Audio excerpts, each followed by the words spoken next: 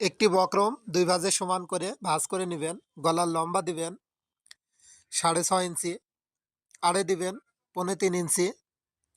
তো উপরের দিকেও 3.25 ইঞ্চিতে এভাবে দাগ করে নেবেন। এরপর একটা স্কেল নেবেন। তো এভাবে সুন্দর করে দাগ টেনে নিতে হবে। তো এইভাবে চার কোণে একটা বক্স যখন তৈরি হয়ে যাবে, এখন ডিজাইন করার জন্য এখান থেকে 1.25 ইঞ্চি, এখান থেকে 1.25 ইঞ্চি এভাবে স্কেল দিয়ে দাগ টেনে নেবেন। এরপর এখান থেকে 1 ইঞ্চিতে একটি চিহ্ন করে এভাবে দাগ টেনে নিতে হবে। তো এখান থেকে 1.25 ইঞ্চিতে আবারও দাগ করে নেবেন। ঠিক এইভাবে দাগ হয়ে গেলে আবারও এখান থেকে 1 ইঞ্চিতে একটি চিহ্ন করে এভাবে দাগ টেনে নিতে হবে।